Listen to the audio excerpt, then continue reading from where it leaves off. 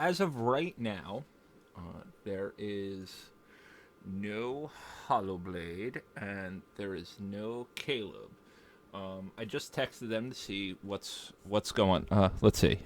Maybe you can hear me a little bit better now. Um, it's Chris. The Game and Death podcast is still alive and very well. We took a break for a while. Um, I don't think there's anybody here yet, but I will be posting. I will be posting out up on Facebook and stuff in about 2 seconds. That we're live. See if I can find where everybody else is.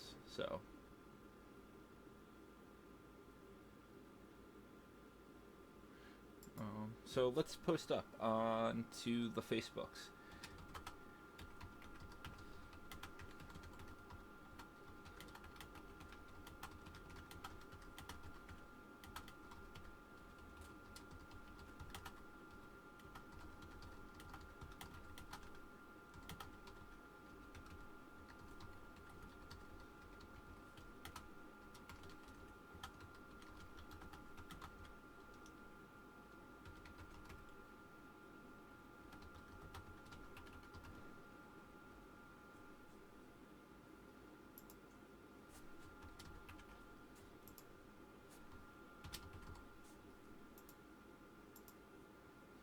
But hopefully they get here soon. Let me edit this really quick.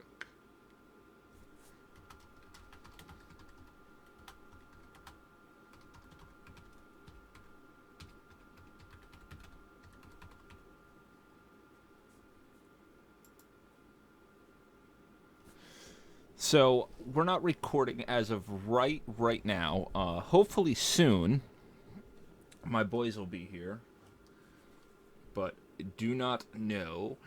If not, I will try and grab the Podfather Yogizilla. Um, See if he's around.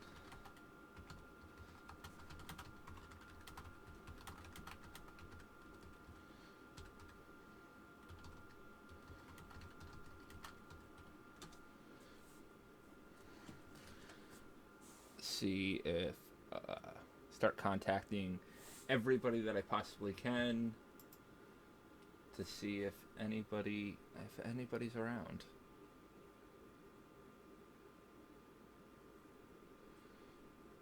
Let's see if Yogi's around.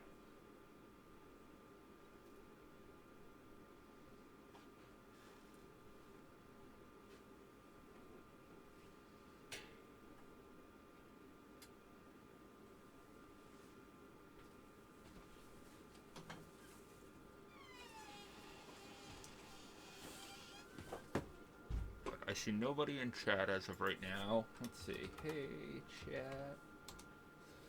Even though it says I'm offline, let's refresh this to see if it still says I'm offline. I should be live. Nope, it still says offline. Oh, there we go. Let's see. Let's refresh this to see if it still says I'm offline. There we go. It doesn't seem like I'm gonna be able to get a rescue today. Um, so if that's the case,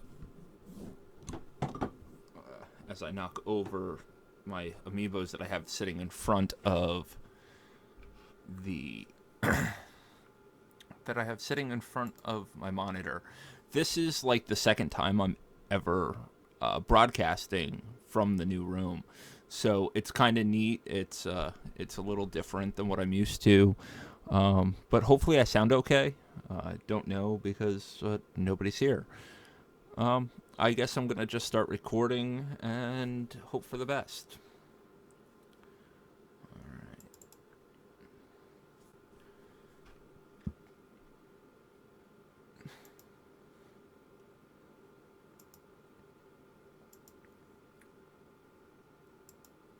Hey guys, and welcome to episode 1 of season 2 of the Gaming Death Podcast. I'm your host, Chris, and tonight it's a solo show. Just me live directly to your ears. I know, guys, it's been quite a while since we've had a show, and I didn't want to go another week. I didn't want you guys to think that we're dead. I know there's a lot of you guys out there that have been clamoring and wondering where we're at, when we're coming back, that kind of stuff. So I thought that even though Hollowblade and Caleb didn't show up tonight, I thought that I'd go ahead and do, a solo show for you guys.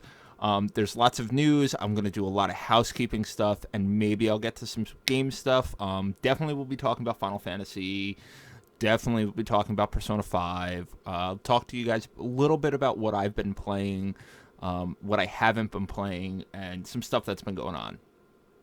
But let's hope that you guys enjoy the show, and hopefully next week my co-hosts, both Hollowblade and Caleb, will be back, and if not, then maybe we'll get Yogi or somebody else in to support the cast. But as for this week, lately, the big news that's been going that happened. I left my job of 9 years. I was working as a pharmacy tech. I don't want to go into all the details exactly of what had happened, but I am no longer employed by Omnicare or the CVS Corporation, which, you know what, it's fine. I hated my job there. I had been there for 9 years. I was making little to no money, and they really, really, really treat their people very poorly. So it was really for the best. Since then, I've gotten, doing little side jobs here and there, starting to learn a little bit about the insurance business, really, really enjoying that. I wish that I had found the insurance business about, 6 years ago, because I could have my license by now and, be working really hard at something that I seem to really, really enjoy. Aside from that, my PS4 broke. I was playing Far Cry Primal. That game is amazing, by the way. If you guys like Far Cry, I definitely recommend picking up Far Cry Primal. It's everything that I like about Far Cry, and they just exasperated it. Like, they expanded upon everything that I loved about Far Cry. So it's a lot of hunting, there's building upgrades, it's a lot of gathering, and then there's fighting, but there's no guns. It takes place like prehistoric, kind of saber-toothed tiger, woolly mammoth era, and it's actually quite good. I definitely think that you guys should check it out and give it a chance, because I was looking for a really good open world game, and I picked up Just Cause, and Just Cause was just not what I was looking for. It had a shit ton of really bad laggy stuff. So it was just one of those things where, oh, I am getting a call. Hold on 1 second.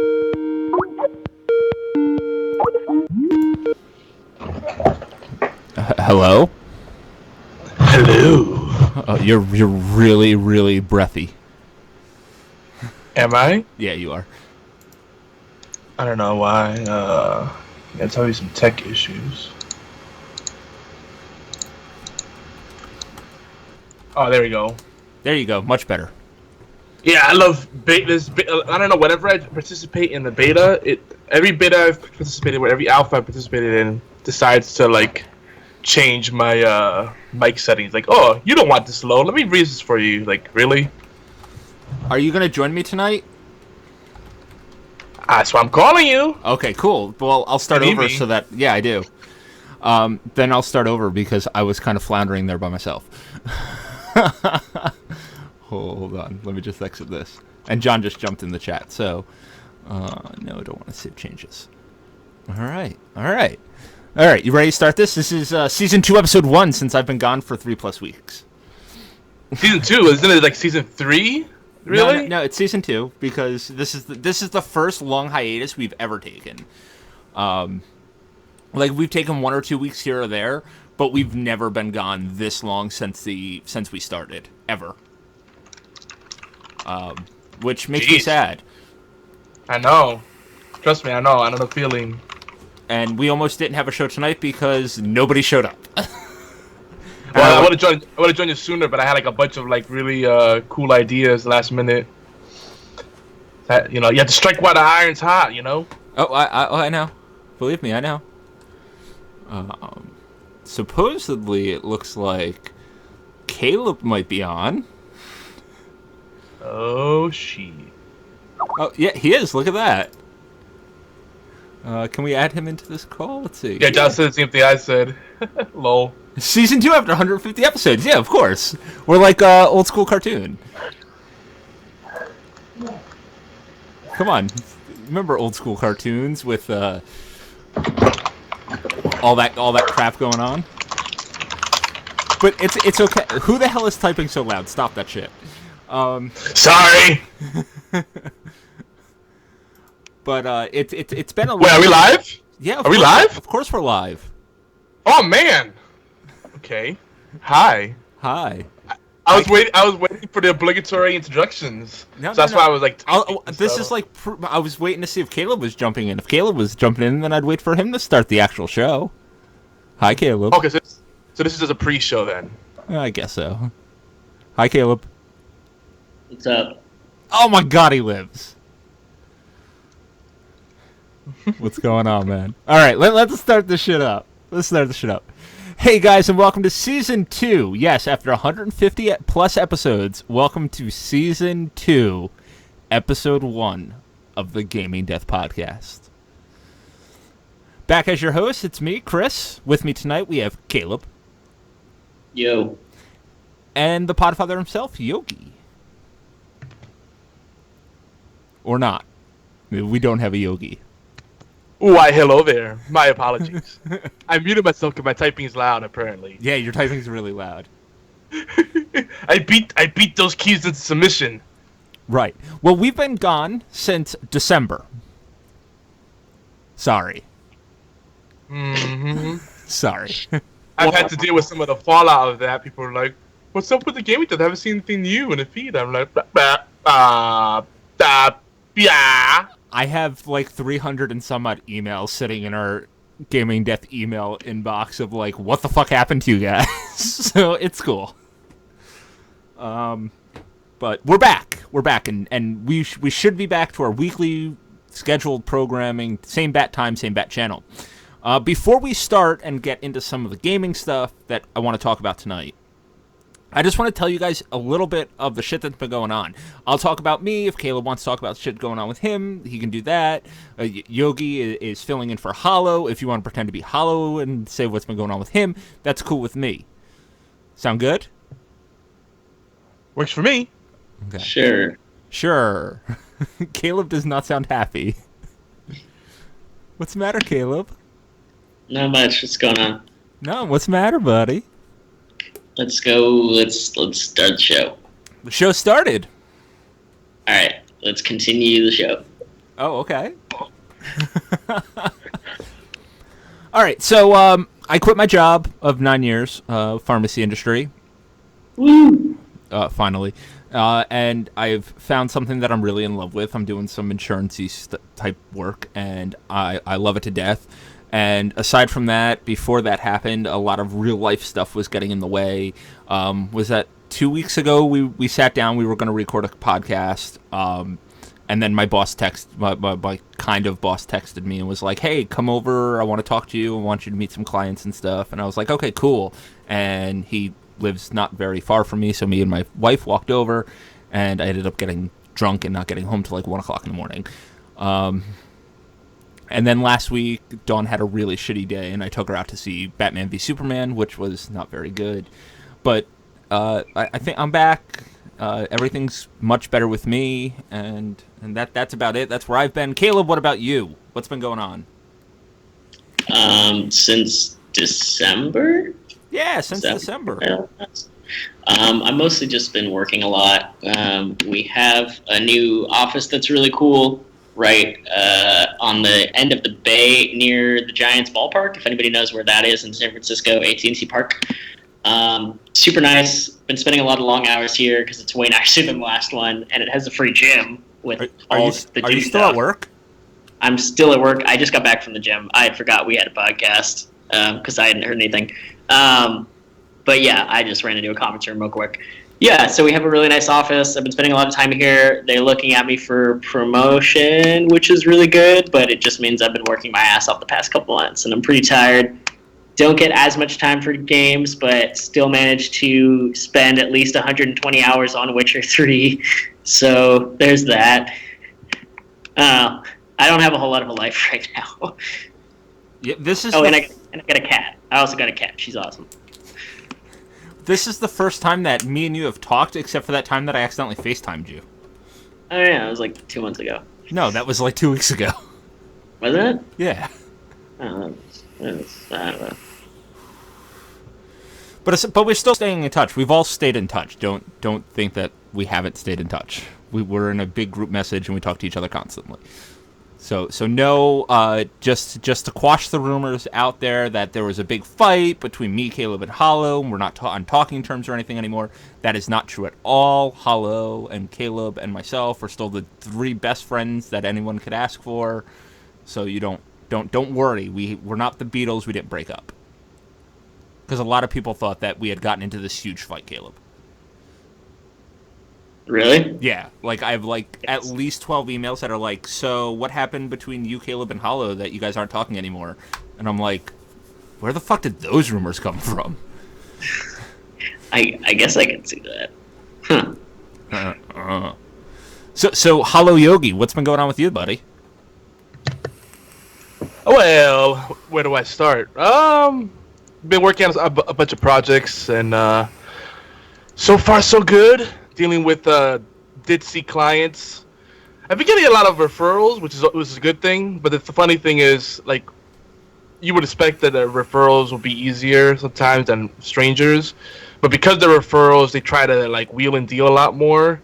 I had a guy that was like that told me the best joke ever. He was like, "Can you build me an e-commerce website that does this, and that, has SSL? I need to do the front end, the back end, also develop content for it. How does and he threw out a price, and he made it sound like it was like a really good price. And then I was like, oh, this is a joke, right? He's like, oh yeah, $300. That sounds good to you? I'm like, do I look like I'm in high school? He wanted. So I told him straight. I hate to burn bridges, but I told him straight up, dude. To be honest, if you find anyone that will do it for you, then let me know. Especially if they're not in India, because that's not even worth my time to like get started on a page on the website. Right. Oh god.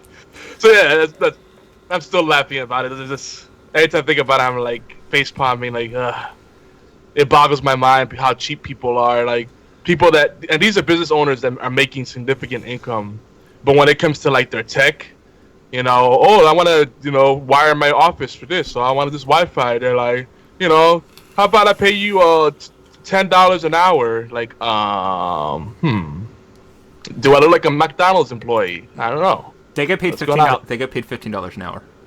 Oh, did they raise that now? No, that didn't go through, did it? Not yet, but I know like certain places in New York they're already starting to raise it.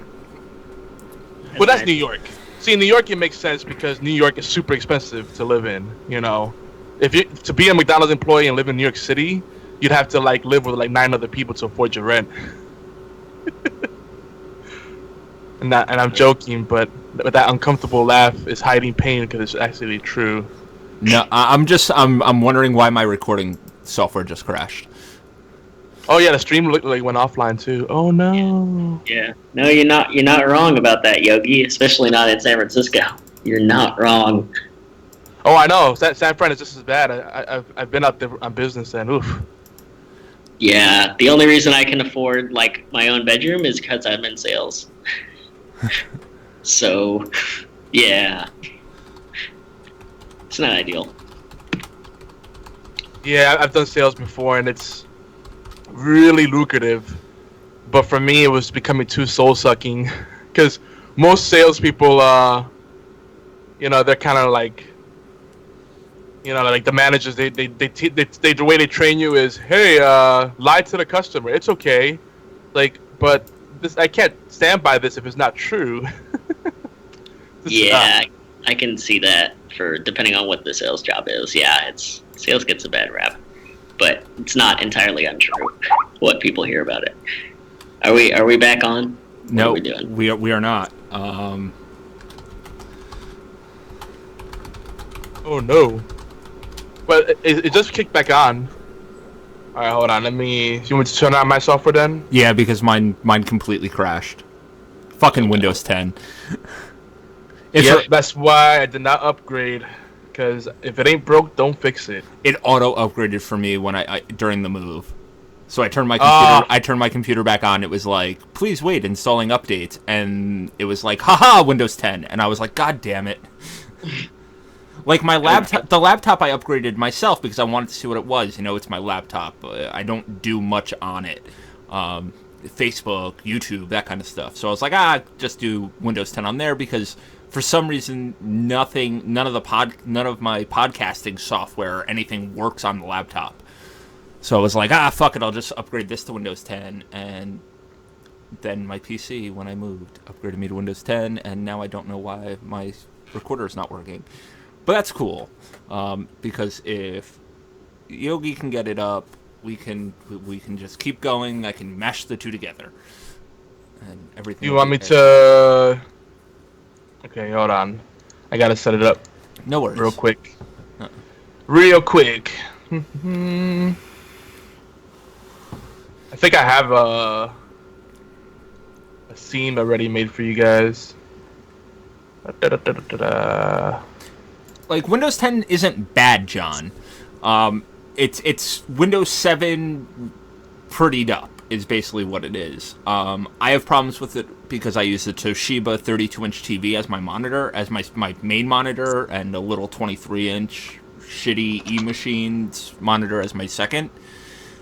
But the aspect ratios aren't the same in Windows 10, so I can't get a full screen picture on my 32-inch. Which makes me a little sad. But we will be back to the actual meat and potatoes of the podcast in like 2 seconds, so we're just kind of vamping now until Yogi gets his stuff up and running. Because once he gets his stuff up and running, then we can keep going. Because we're awesome like that. Mm-hmm. It's not the Gaming Death podcast without at least 2 fuck-ups. Yay! Alright. And make sure it's recording. I'm very warm. Yeah, it's really warm. Well, you're also down in Georgia. Alright. Yep, I'm recording. You are. Alright, sorry about the interruption, guys. I don't remember where we're at, but we're back. We were just talking about sales and how, you know, sometimes people think sales sucks. I'm in sales now myself, so that's it. It's not all bad. But I really there like are it. some shitty sales teams. It really depends on the company. Well, the company I work for is 2 people, me and one other person. That's pretty chill. It's really chill. Like, I went into work on Tuesday, and I was like, "Hey, my cousin's coming up in May. Like, I haven't seen my cousin since his brother's wedding, like 5 years ago." And he contacted me. He was like, "Yo, pick a day. We'll hang out while I'm up." And I went to my boss, and I was like, "Hey, my cousin's coming up on the 24th." And he was like, "Oh, don't worry about it. I'll pay you for the day. Don't worry about it. You can take it off." And then he's like, "Don't even think about working your birthday." And he's like, "We don't work holidays." And he's going to Alaska in July, so I'm running basically the office by myself, which is kind of cool. Nice. But it's if anybody had actually talked to me in the past 2 weeks, like Yogi, you have, because we've been playing The Division, I'm a lot happier than I've been in a very, very, very long time. And I kind of feel like, as someone who's almost 30, I finally kind of have my life figured out slightly, like more than I have ever. And it's a really cool experience, even though I have so much less time for games than I used to. Yeah, that's kind of the trade-off, right? When work's good for me, I have like no time for games, but tons of money to spend on games. And then when work slows down, I have lots of time for games, but I'm like, how am I gonna make all the bills next month? Well, my big thing is I wanna get my license, and that's like a 6 month long course because I can only do part time, which my bosses said that he'd help me out with. But it's like one of those things where like I find myself reading shit about the insurance industry and insurance terms and stuff like that while I'm home, or watching videos of other people who are in the insurance industry, and I find it's people say that it's super boring, and Dawn has told me that all it sounds like is I'm blah blah blah at her.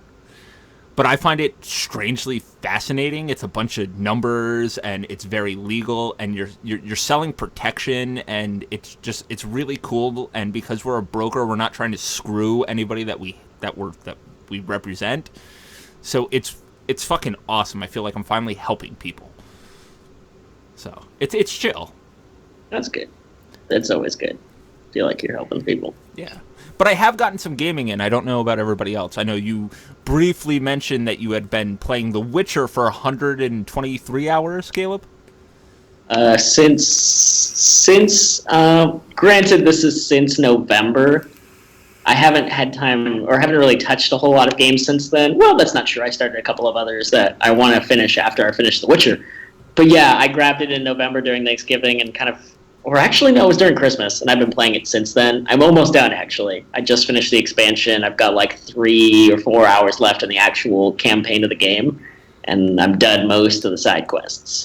So you're gonna see the legendary credits of The Witcher 3. Yeah, which no one has ever seen. Well, people have seen it, but nobody. I still don't believe they exist. Yeah, the expansion had credits, which is kind of weird, but that was fine. That's all I've seen so far. Now, here's my biggest problem with The Witcher. Yeah. Is anytime that I start playing The Witcher, I can't stop playing The Witcher. So, it's not one of those games like The Division I can hop on for a few hours, do some Dark Zone stuff, run around, do some side missions, spec my guy out a little weird. Far Cry Primal I can go on and take a few of the missions, do some missions, take some of the posts, and be done. With The Witcher, it's like, okay, I'm playing The Witcher, and then it's like, fuck, 9 hours have passed. It is 3 a.m., and I have to be up in 2 hours. Fuck. And that's my biggest problem. Like, I need to just, like, set days aside to play that game, to finish it. Yeah. Because I don't know if you found it, but it's really hard, and you lose a lot of time playing that game. Yeah, you do. It's very hard to stop once you start. I have encountered that a lot. It's like reading a really good novel. Yeah, at least for me. Because that's the best thing I can attribute it to. That's why I stayed up playing till 6 a.m. one night. Like that's the thing about The Witcher is the story is so good. It's not like you lose time because you're like, oh, doing this tedious task. You lose time because you're like, oh, you know what? I'll go to bed, but let me just do this one side mission over here, and that one side mission turns into another side mission, and you're like, I just want to see where this ends, and you don't ever get to the end of that because you look at the clock and go, fuck, I have to go to bed. So you save and turn off the game. And Yogi, have you tried The Witcher 3 yet? No, for the very reasons you just cited. I've stayed away from Fallout 4 and The Witcher 3 because I know myself. As it is, the social aspect of games like Elder Scrolls Online and The Division have me playing way more than I should. But I still, at least with The Division, I still feel like I could put it down. I could play in short bursts or long sessions and still enjoy it the same. Whereas a game like that, like I won't go into a game like Fallout 4 or The Witcher or the non-ESO Elder Scrolls games, anything like that where it's really immersive without beforehand knowing I have at least 3 hours to burn. That's just me. That's the thing. With The Witcher, I've never felt like it would benefit for me having another player there. Like, I feel very much like this is my experience, and it's similar, but it can also be very different than the experience Caleb is having by playing the same game, because there's so many branching and different things and random events, and the world just feels so alive. Whereas, like, Fallout and Elder Scrolls, like Skyrim-ish stuff, there's times where I'm like, this would be really fun if I could have somebody else jump in and play this with me. And I think that's the kind of itch that the Division scratches for me. Yeah. Because it's like... Yeah, I totally see that, yeah.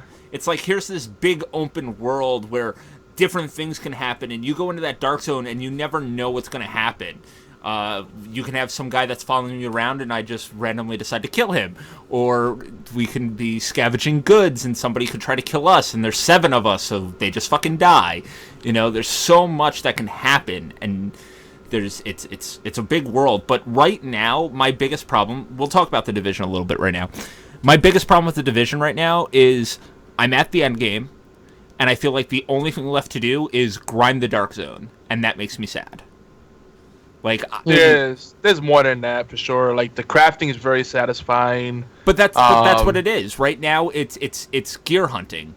You're going to get you're trying to gear your character better and gear your character better and gear your character better. It's turning into that thing that, like, endgame WoW turns into without the big badass instances, without the cool story beats. It's just turning into, like, an arms race for who can get the best gear and who can figure out how this game, the dice rolls in this game actually work, and the best spec that you can possibly get for each of the different roles. And that's not what I want. I really enjoyed that game up until the end game, and now it's just like, okay, I guess we can run around here and, like... But you haven't done a challenging mission yet, have you? I have. I did a challenging mission with, with Luna and the Spanish lady, I don't know her name, Anna. Oh, did you complete it with us? No, it was just me, her, and one of their friends the one day, and we did a challenging level 32 mission. And which one was it? The not the very last mission, but the second to last mission. Super fucking hard. Yeah, the Russian consulate. I actually enjoy that because it pushes you to get better. Like, I like that challenging, just trying to find better ways, better strategies. Like, it becomes very mechanics heavy because the AI is far less forgiving. But you know, but at the same time, it doesn't become mechanics driven. It becomes gear driven, because if I had a level 10 weapon and went into that instance, no matter how good my tactics were, I would never be able to bring down those enemies. Whereas if I have a souped out giant magazine, rate of fire, critical submachine gun, I don't need very many tactics at all. See, I actually disagree, because I've gone with people that have was equivalent of level 32 high-end gear, and they're like spec'd out, like all their numbers are through the roof, and because they don't have any kind of sense of mechanics, they're like, they suck. We keep on wiping. So I think it is very much mechanics driven. But when Luna's on your team, like he's the kind of player that makes you really like work together, and like he brings out the best in people. He's a really badass. He's a badass tank. And I like him in that role because I'm a DPS. You know me. I went DPS role. I've played a mage. I play a rogue. I went DPS, like full hard DPS, until I started dying a lot, and then that's how I learned the mechanics of the game, where you can't go hard into one thing. You need to kind of like balance out. But electronics isn't a priority for me. I don't do a lot of damage with my skills. My skills are all I'm like a support. I'm a support mage, basically. I dish a lot of damage really quickly, but then I also support. I have smart cover, and there's another one that I use, the pulse, that deals extra damage. So it's like I'm a support class. I feel like a bard if we want to talk D&D classes. But it's chill. The game's cool up until endgame. But I bought the season pass because I'm excited to see what's next. Unlike Destiny, where I wasn't.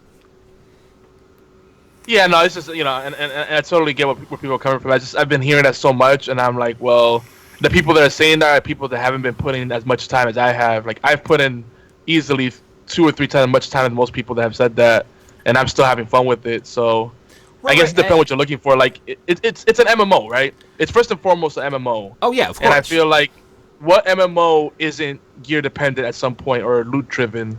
It's that Borderlands itch where it's like, ooh, is this the drop that I want? No, it's not. Or you get a good drop, you're like, yay! But the problem with that is, and this is the problem that the Division has, and And I'm not hating on the game at all. I'm saying that there's a problem right now, and they're gonna fix it with DLC, because that's what every game does these days. Is they come out, they have really good starting content, and then end game is terrible, and then the DLC comes out, and usually the first DLC is not very good, and then the second DLC is like totally reinvigorates the game.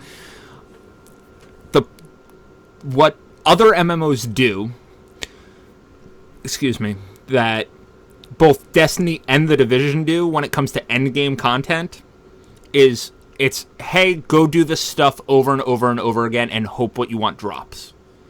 Or hope that the gear you want drops. Or hope that the pattern you want drops.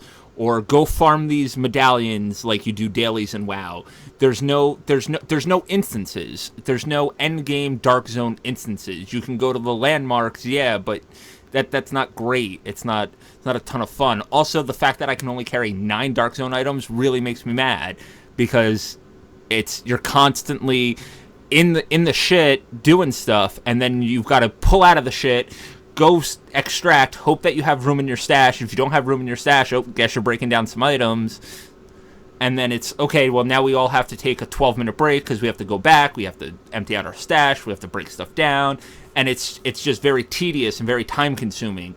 I think that by not having an upgradable stash, by not having more than 9 items being able to be carried in the Dark Zone is a problem. Also, the fact that it's very content-light, the Dark Zone. It relies more on player versus player interaction for the big, awesome moments than it does the developers developing a game. See, I don't really find the PvP that compelling. If I had any complaint, it'd be that. Like, the PvP is like the least compelling part to me. It's just more the tension of who's gonna just get an itch and just start shooting for no reason. Chris. I don't shoot for no reason. I do not shoot for no reason. If someone. By the way, folks, if you party up with Chris, be ready to go rogue often, because he will do it. Even though the whole team says, "Don't shoot, Chris. I'm gonna get him. He has loot." Like, that never happened. I've never killed somebody for loot. All right. Well, next time, I know I'm just gonna drop group. Be like, I'm not going down with you. But we've never gone down. That's the thing. I killed the one guy who was annoying the hell out of us, and then the other guy was like, didn't have anything. He was at the extraction zone. He kept following us around. So yeah, I shot him, and Luna was with me on that. He helped me kill him. And then he ended up killing me and Anne. So you got your satisfaction, and we lost a rank for your itch. You lost maybe part of a rank, and then you get it back in no time. That, I don't know. Bitching about losing a rank isn't anything. Like, you didn't lose 12 ranks. It's not going to take you an hour to get what you lost back. It drops. I dropped 2 keys, Dark Zone keys. That's a big deal. No, it's not. They drop like water. It's still the point. At what point? But see, to you it's not a big deal, but to me it is, because it was an unsanctioned kill. Unsanctioned kill. No, Luna said go ahead and kill him. That's because Luna, he likes to make everybody happy. Luna, he said me and Luna killed him. You kept pushing the issue. We were like, no, you really shouldn't. Now let's do it. Let's back away from it. And that's what I did. I started backing away, and Luna's like, no, we're gonna kill him. And I was like, okay, and I shot him, and then Luna killed him. But it's that dynamic that makes it interesting. The PvP itself, not so much. Like I guess that's the big difference between, like, everybody loves the comparison between Division and Destiny, but Destiny basically at the end of the day it's very PvE light, and they try to make it mechanics driven, but at the end of the day everybody just plays individually. Everybody like kind of lone wolves and just hard noses through it. They don't really learn any tactics, any strategies. There's maybe some exploits. Here it's a lot more PvE driven. Not Endgame. And PvP. Endgame is not PvE driven. Not PvE driven. Do not listen to Yogi. You have to go to the Dark Zone. The Dark Zone is nothing but a PvP ground. It is very PvP driven. The Endgame. Are you playing the same game? Because that's not my experience. Oh, I put in at least 5 hours of PvE when I play each day. So that for me, it's been PvE, doing challenging missions. Hold on. Are the challenging missions different than the missions that you were playing in the regular game? Are they rewashed missions? But they do change enough in it to make it interesting, and the AI is really smart. they'll just add other waves. They change the behavior of the AI. You could run each playthrough is different. Like let's say we run Russian Consulate a lot, and sometimes it's like not so bad. Other times, the AI will catch you off guard and do something crazy. Like, whoa, where did he come from? Like, it's crazy. It's not the same. Like, it's they do enough. There's enough variance to keep it fresh. Yeah, they're recycling stuff. They're recycling. It's very much recycling. It's recycling old missions and making better AI, stronger people. That's all it is. They're not. But that's fun to me because the challenge is, all right. So if you want to challenge yourself, you like the challenge, if you like teamwork, then I don't see the problem. But if you want something, if you're looking for something completely new, then it's not there yet. And I think that's the issue you're having. No. The issue that I'm having is when I get to the end content of a game. Okay, WoW is a very good example to compare the Division to. When you got to the end game of vanilla WoW, okay, and you just leveled up this guy, and now you're on now you're doing the gear upgrades. Yeah. You run into this wall in the Division where the only way to upgrade your gear is to go into the PvP zone. It's really the only way to upgrade your gear. You can get cool stuff, but not as good stuff out in your challenging missions. You get the Phoenix emblems, which is, you can use to buy patterns. But that's not right either, because you do get really good gear in those missions. Right, but not you get a full set, but not as good as the stuff that you find in the Dark Zone. The Dark Zone is where you find the best gear. No, that's not true. Yes, it is. They even have the loot table, dude. The loot tables. Look at the loot tables. The only thing that's different in the Dark Zone is that you could get blueprints you can't get in the special gear vendor. That's the only thing that's different. And it's more a matter of flavor. Do you like that PvP element? Do you like more that high risk, high reward element, or would you rather just farm? High risk, high risk, high reward. So there is a more rewarding to go into the Dark Zone. There's a bigger chance for a reward. The gear is definitely better in the Dark Zone. They've come out. Do you have your scavenging up to past 100%? It sounds like you don't. No, but your gear, you still get better gear in the Dark Zone. They've come out and said that the best gear can only be found in the Dark Zone.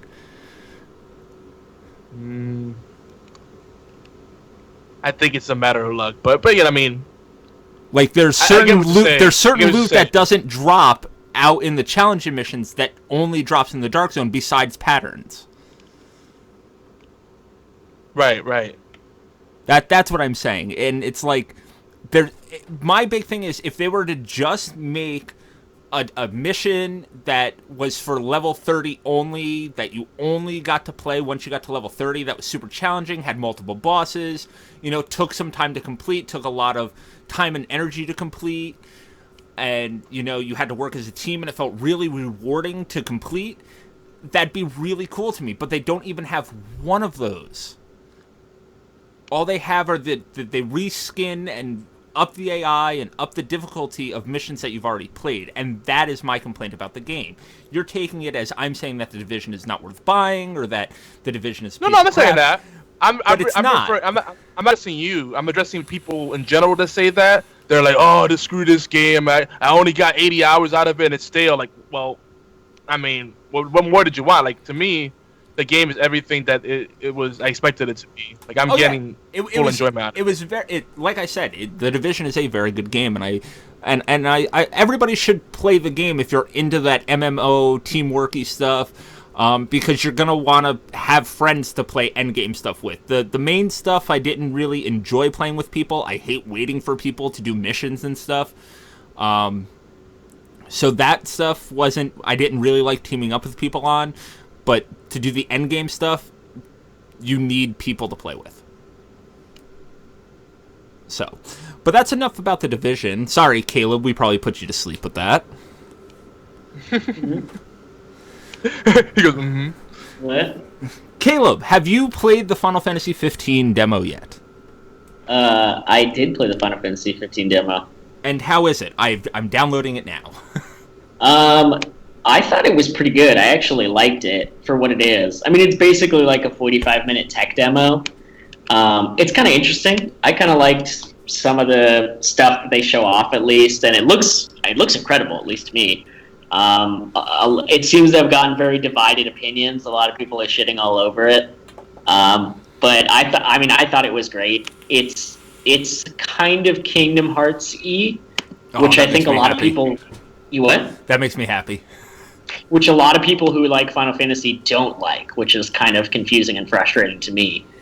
But I really liked it. It's very Kingdom Heartsy until you get to the end, and then it goes back to the normal battle system, and you have to fight a boss. That was actually kind of fun. It's entertaining. It's free. It's kind of cool to show off some of the stuff. It is what it is, you know? Right. Now, I thoroughly enjoyed my 45 minutes with it. Now, they just announced the release date on this. This is September 30th. September 30th. Right. And I know that GameSpot released this early before anybody else did, and they're getting slammed hard by Square Enix right now with lawsuits. Yeah, because they probably signed an NDA. Yeah. It was all over the place. But now, we were having a conversation. I really wish Hollowblade was here for this. Is Final Fantasy going to outsell Persona?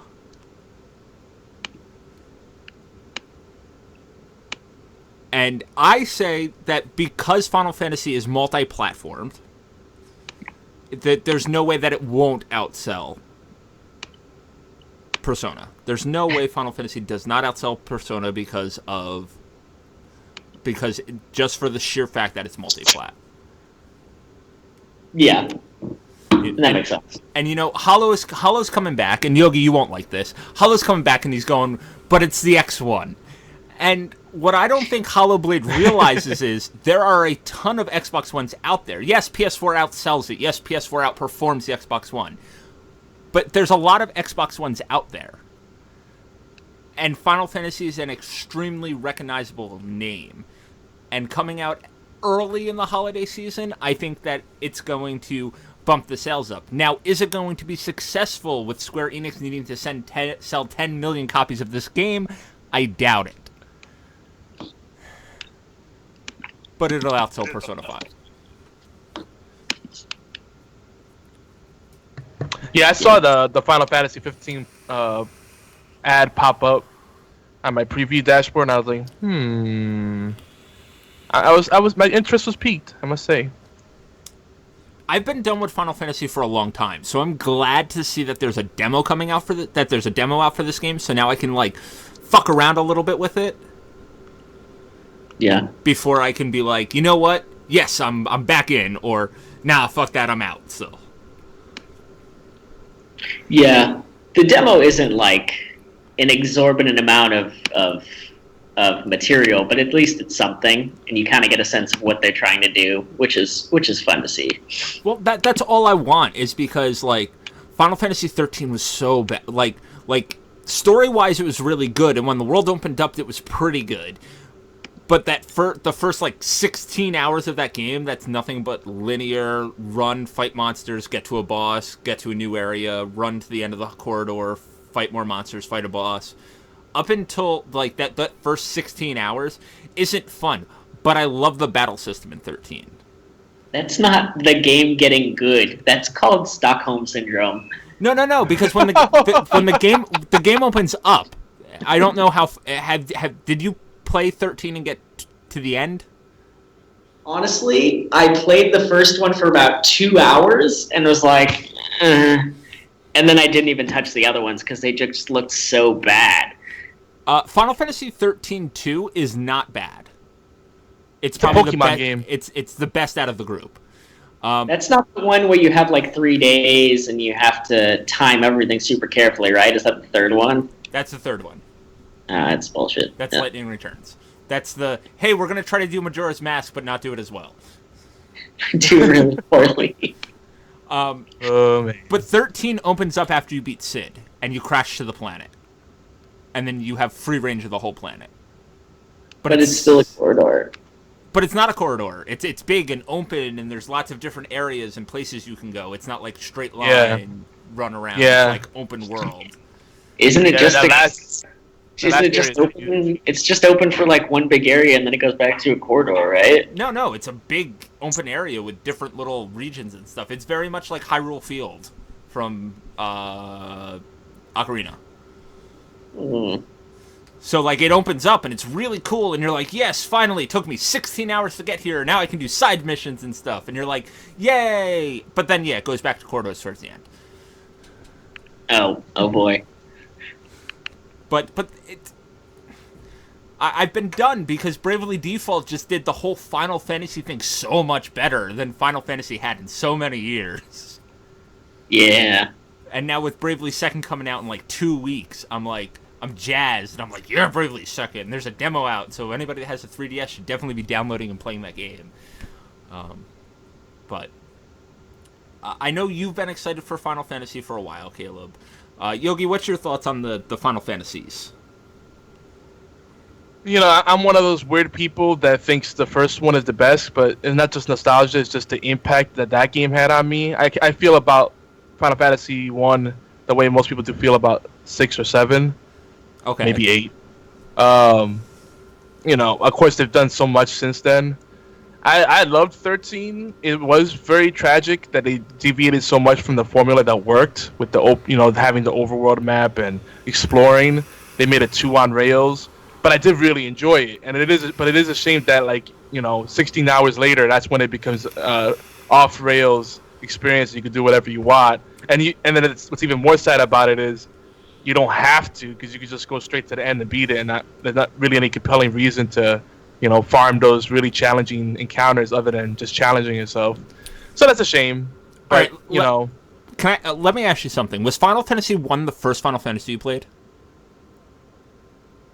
Yes, and that's probably why it's got a special place in my heart. I was gonna say, I've been asking everybody a lot of these questions. When any time Final Fantasy comes up, I always be like, oh well, what's your favorite?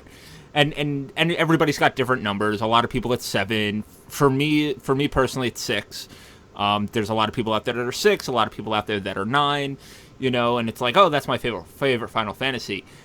And then when you ask them, well, what was your first one? It's normally whatever one they said is their favorite. Yeah. So, like, with Hollowblade, his first Final Fantasy was Final Fantasy X, and Final Fantasy X is his favorite Final Fantasy. And for me, it's 6, and 6 wasn't my first. I played Final Fantasy IV before I played Final Fantasy VI, but 6 was the first one I ever beat. 6 was the one that I really got into. I really liked the story, and was able to get past the first boss, which I wasn't able to do because I didn't realize that I wasn't supposed to hit the dragon when it was missed. But, it's just one of those things. But I see good things in Final Fantasy's future. Yeah. I hope. I think it's a series that's always going to sell well. I mean, regardless of like Final Fantasy 13 is polarizing, but it did really well because the big deal with that was it was the first Final Fantasy on the Xbox rather. So that was a big deal because for a long time it was the PlayStation thing, which is weird because it started off as a Nintendo game. Nintendo thing, yep. Think about it. So. Which is why I still think it's super weird that Cloud isn't in PlayStation All-Stars, but Cloud was in Smash Brothers. Yeah, that is really weird. That is very weird. I mean, I don't know. Are you more of a Cloud or Squall guy? I'm a Dart guy. Okay. 7 has a special place because it's what helped me get through my parents' divorce. But as someone who will pick up a game and play, I'd much rather play Legend of Dragoon every day. Oh yeah, that's over Final Fantasy VII, just because there's mechanics to it while you're battling. It's not just sit there and watch them attack. It's like, hey, if your timing's really good, you can do more damage, and there's tactics and strategy to it. Whereas like 7, it's like, okay, I'm gonna attack. Okay, I'm gonna attack. Okay, now I've got a bunch of materia and I just go off. Seems good. What? You can't touch me? I really love the paradigm system because it got you thinking about different roles, and each character had different roles they could fulfill, and it gave you different strategies and tactics, and I really liked the flexibility of it. It wasn't just like mashing buttons like you said. It was more like knowing when to use which ability, and it was really cool. But you could also have the automated portion. So when you didn't want to think as much, that was cool. I never used automated. It was always because the paradigm system turned the Final Fantasy battle system into more of a chess game, and less of a, all right, keep attacking until they're dead or use whatever's weak against them. It was more like, okay, I have to do this, so then I can do this, and then I can do that, and then I can do this. It took a lot more thinking than normal Final Fantasy did. It's one of the reasons that when Caleb's like, this is very Kingdom Hearts, this new thing is very Kingdom Heartsy, it makes me happy because there's a lot more tactic involved in Kingdom Heartsy battling than there is in regular Final Fantasy battling. Now I'm curious, which Final Fantasy movie? I think we had this discussion before because I'm already feeling I'm getting my spider sense tingling. But which Final Fantasy movie did you guys like better? The Japanese version of Advent Advent Children. Okay, you already beat me to it. All right, thank you. Just making sure. Just making sure, because Did anybody ran like into The a lot Spirits of- Within? Did anybody like that movie? dude, you'd Eh. be surprised. I've ran into a bunch of Final Fantasy hardcore enthusiasts that think that's the better movie, and I'm like, huh? But it doesn't even have anything to do with the Final Fantasy universe, mind you. The Final Fantasy games don't really connect with each other. Like there's some overlap how they reuse Sid and the name Sid and different namesakes and some set pieces, but there's no real continuity, But like that movie, the Spirit Within was like, huh? Okay, Gaia. That's about the only thing that really anchors it into the universe. And that's pretty generic in itself. I think I've blocked that movie out of my memory, though. It would have been a great movie if it wasn't called Final Fantasy. I just always remembered it being more like a CGI aliens movie than a Final Fantasy movie. Yeah, it didn't have any kind of the tropes you would expect from something Final Fantasy. That's the problem. None of the over-the-top action scenes, like it just was a Final Fantasy. It was something, but it wasn't Final Fantasy. Right. All right, we're going to be getting out of here very shortly. Is there anything anybody else wants to bring up before we leave? Well, our pal Jake McClanahan Yes. is very passionate about sports games, right? And he says that it's not fair that people don't judge sports games the way we do other games, right? Right. Like they almost don't count them as games. So I want to mention a sports game I have been playing. Well, there's been a few, but one in particular, which is actually surprising because it's from a company that I think a lot of us don't trust anymore. It's Madden NFL Mobile, and it's surprisingly good. Is it a mobile game full of microtransactions?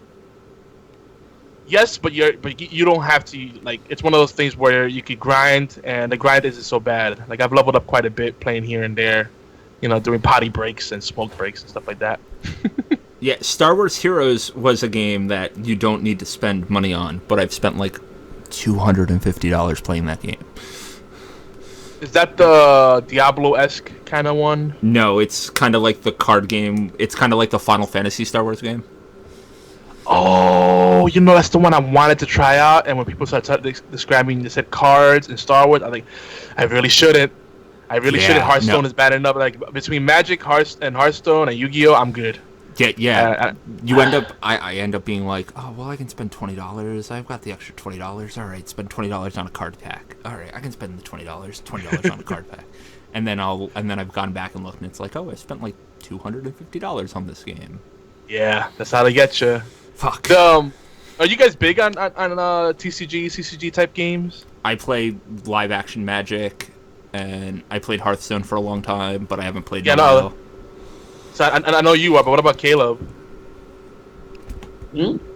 Are you big on the TCGs, like building type games or whatever? No, I mean I know a few of them, but I've never really touched them myself. How about the tactics games? Like Warhammer? Like Ogre Tactics, Final Fantasy Tactics, Advanced Wars. I am open to liking them. The last time I played Final Fantasy Tactics was when I was 14. And I honestly got halfway through the game and then locked myself out and locked the game.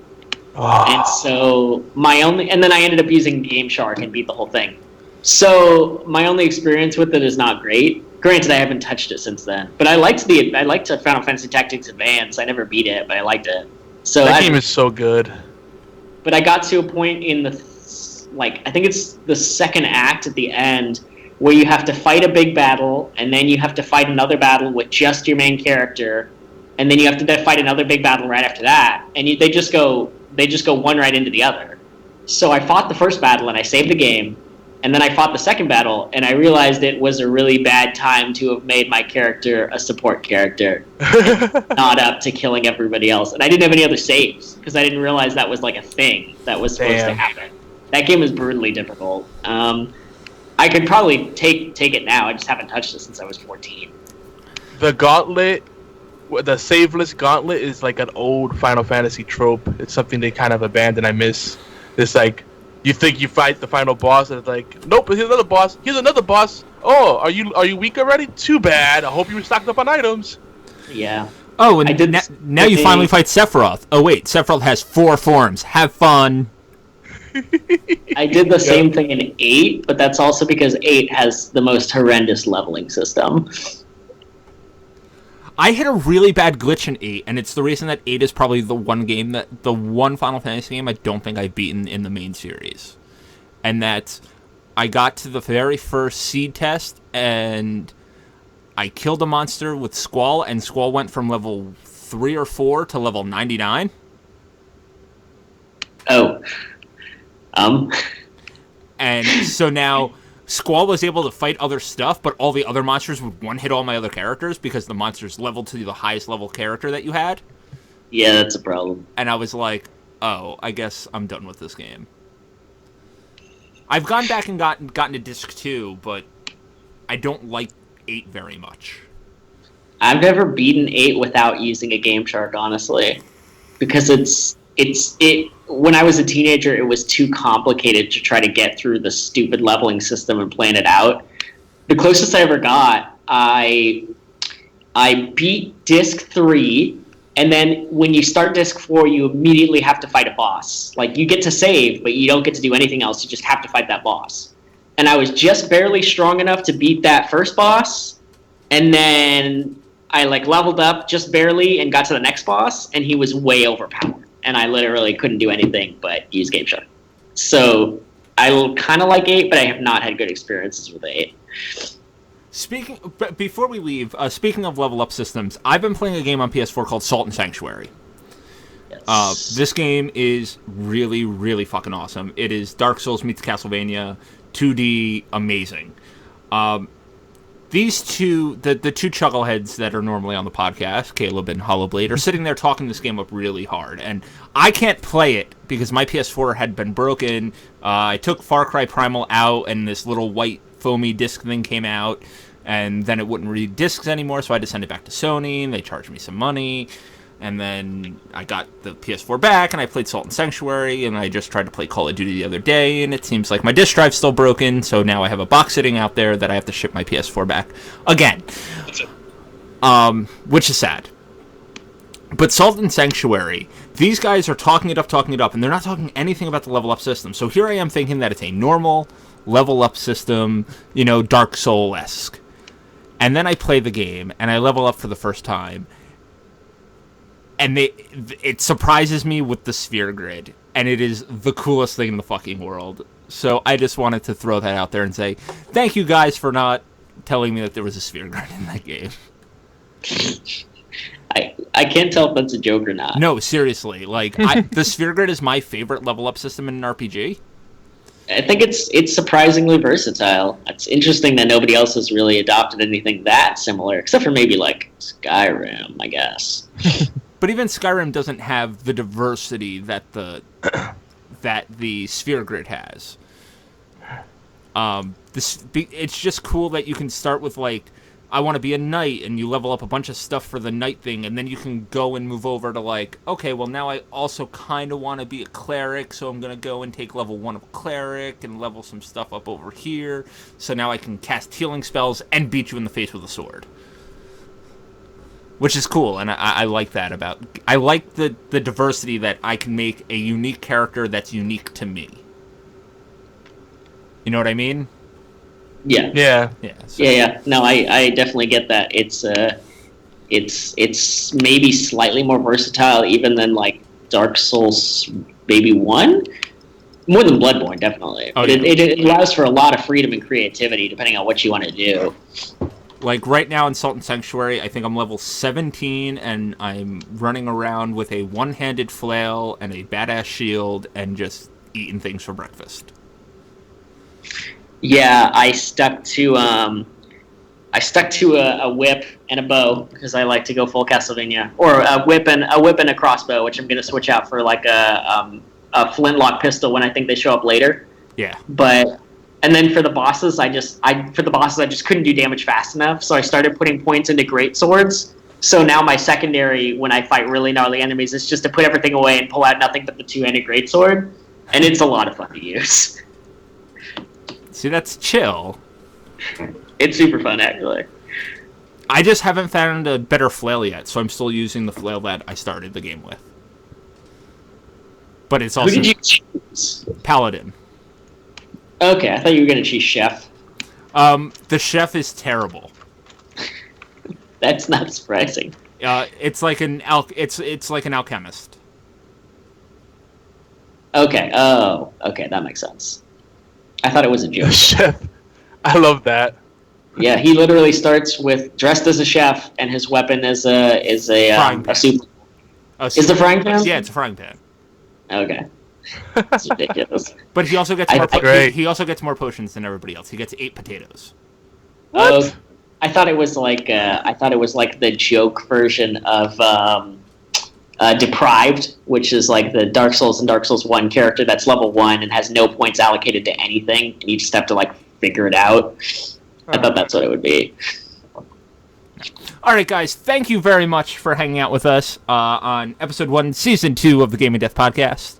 You can find us every Thursday at 9:30 p.m. Eastern Time on twitch.tv/gamingdeath.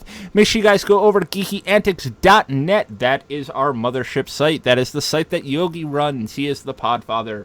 Once you're done listening to us here, go over to twitch.tv/geekyantics and listen to Horseplay Live, which is at 11 p.m. Right? 11 still?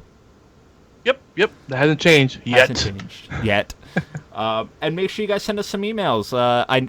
We are gonna, once Hollow comes back, we're gonna sit down and we're gonna do a viewer special episode where I'm gonna pull out some of the best emails that we have gotten, some of the really shitty emails where they sit there and call Hollowblade a fag or me a dick, or tell Caleb that he's a Mexican word wizard that needs to go eat a bag of dicks. We'll pull out some of those. We'll pull out some of the blowjobby ones. It's gonna be a great show. I'll probably have some beer that night and just so I can be off the cuff more than I normally am. Mm-hmm. And remember to rate and review us on iTunes. But I think that's going to do it for tonight. I'm Chris. I'm Yogi. Caleb. Have a good night, everybody. Good night. Night. Night. And we're off. Good night, chat.